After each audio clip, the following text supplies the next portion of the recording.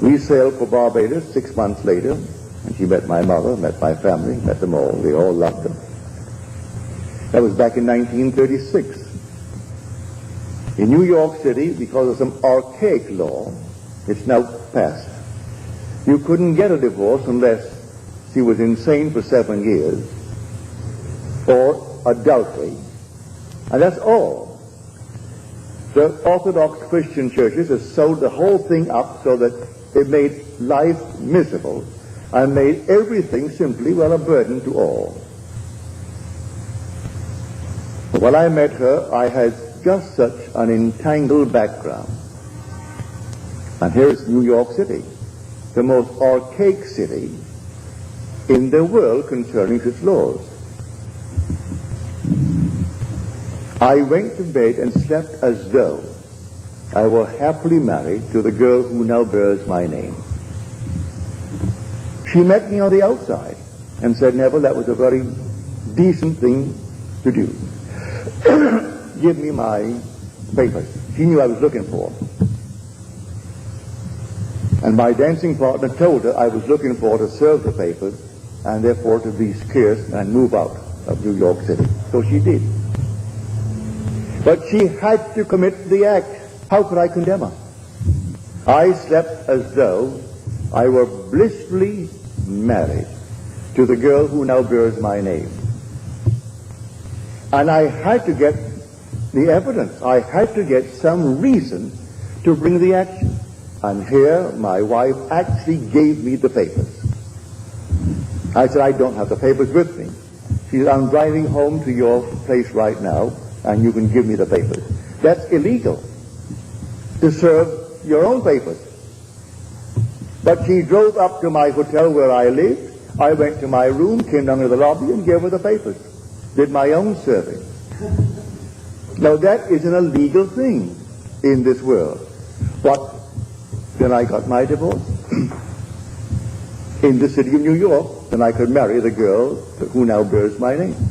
And when I told that, I told it only to tell people of that one word, the first word on the cross, Father, forgive them, for they know not what they do. They're all moving under compulsion. And the unseen causation is hidden from the world. They do not know who is treading in the winepress. And I was treading in the winepress to be happily married to a girl who was not then engaged to me, because I couldn't be engaged to her under the circumstances. And then my wife behaved in such a manner that it made it real and natural for me to do what I did. How can I blame her? So the first word on the cross, Father, forgive them. They know not what they do. They have to do what they do. I have to fall into division and fragment my being into the unnumbered parts called humanity, and then rise into unity and gather all my scattered members together and rise as God himself. That's the story. It is God who fell and God who rises. So I know from my own experience nothing dies. Those who have not had the experience here, all right, they're restored in a world that is terrestrial just like this. And they continue their journey until that moment in time when they're resurrected. And resurrection is resurrection into unity. And the outpictured world, the whole vast universe, is himself pushed out, is gathered together then. And they move up. And I, when I am lifted up from the earth, I will draw all men unto me. See it? This is the mystery of which we speak here night after night. You're not some tiny little thing just pushed out. You are the whole. One must be all.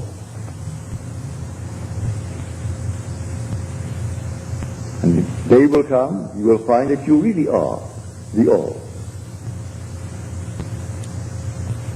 So not one person in the universe could be outside of you when you are resurrected.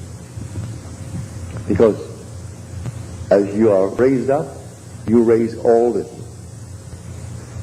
And each will have the experience of being raised up, and all eventually will be the one. And in that day there shall be one, his name one, as we are told in Zechariah. But Blake tells it so beautifully in his dream of 9 nights, called Valor, or the 4 Zoes. And then he tells a story of the falling into division. And when they're all gathered together, this one man they call Jesus. And they in him and he in them live in perfect harmony in Eden, the land of life. For you are the Lord Jesus Christ, whose resurrection they're going to celebrate this coming Sunday. You tell that to the priest, the Sabbath. Tell that to any minister. Because they are sound asleep. They do not know who the Lord Jesus Christ is. I tell you, the Lord Jesus Christ is buried in you. And he is your own wonderful human imagination. That's the Lord Jesus Christ. And when he is raised in you, you will raise all in this universe with you.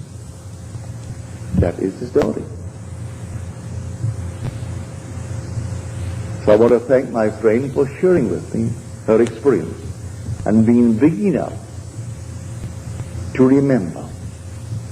If man could only remember the imaginal acts. She remembered when the roof needed repairs or a new one, and the cost was excessively high for them at the moment. She remembered her husband complaining about the pain the new shoes caused, the weight of the tape recorder, and then working on the machine, the sewing machine, and it was adequate, it was good, but she would like a new one.